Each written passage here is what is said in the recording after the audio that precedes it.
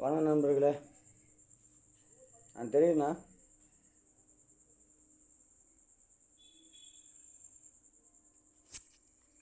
நல்லா பாருங்கண்ணா. தெரியுண்ணா,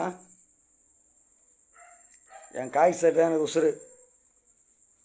நான் வண்டி ஓட்டினாலும் ஓட்டாட்டாலும் இந்த காய் சட்டை தான் எனக்கு உசுறு. அந்த காய் சட்டையை ஒருத்தன் வலிச்சுட்டாப்புல. எப்படின்னா அங்கே பாருங்கள், தெரிதா? பட்டனு கடாயி போச்சு. இந்த காய் சட்டை மேலே மரியாதை தெரியாத ஒருத்தவன் இந்த காய் சட்டை வச்சிட்டான். நான் வண்டி ஓட்டின கொண்டு இந்த காய் சட்டை தான் பெருசுன்னு வாழ்ந்து வந்தவன் நான். சரியா? அவர் கொஞ்சம் பதவியில் வேறு இடத்துல இருக்கிறாராம், வெயிட்டான பதவியில். ஓட்டுநர் உறவுகளுக்கு நான் உங்கள்கிட்ட சொல்கிறேன், காவல்துறையோட அந்த காய் சட்டை பெருசா டவுனா அது மட்டும் வீடியோ போடுங்க. பேர் வேணாம் ஊர் வேணாம், என் காய் சட்டை வலிச்சவங்க பேர் வேணாம் ஊர் வேணாம். இந்த காய் சட்டை பெருசாக நாட்டில் தவறா கட்டுமானம் கொண்டு கல், செங்கல், மணல், சிமெண்ட்டு, வீட்டுக்கு தேவையான பொருள் எல்லாம் கொடுத்து இந்த காய் சட்டை உண்மையா நாட்டில் தெரிஞ்சது உண்மை தானே?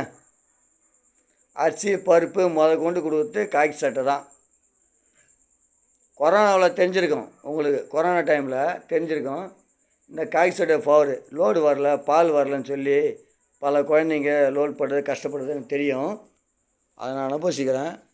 அந்த டைமில் நான் டிரைவராக இருந்தால் முடிஞ்ச வரைக்கும் ஓனர்கிட்ட கேட்டு கெஞ்சி கொத்தாடி, முதலாளி எப்படியாவது கொஞ்சம் நம்மளுக்கு வாடகை வருதோ இல்லையோ, வாடகை வரான்னு போனால் போகுது, இந்த காசு நம்ம முதல்ல நம்ம கட்டுறதாக கூட இருக்கட்டும், குழந்தைங்களாம் லோல் படுத்த போகுது, அதனால் இந்த லோடை கொஞ்சம் கொடுக்குற மாதிரி நம்ம பயன்படுத்துவோம் அப்படின்னு கெஞ்சலான்னு பார்த்தேன்.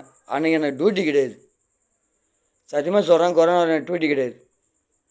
ஆனால் நான் ஓட்டுநர் விடுதி சங்கம்னு சொல்லி ஆரம்பித்து அது பதிவு பண்ணல, ரிஜிஸ்ட்ரேஷன் பண்ணல.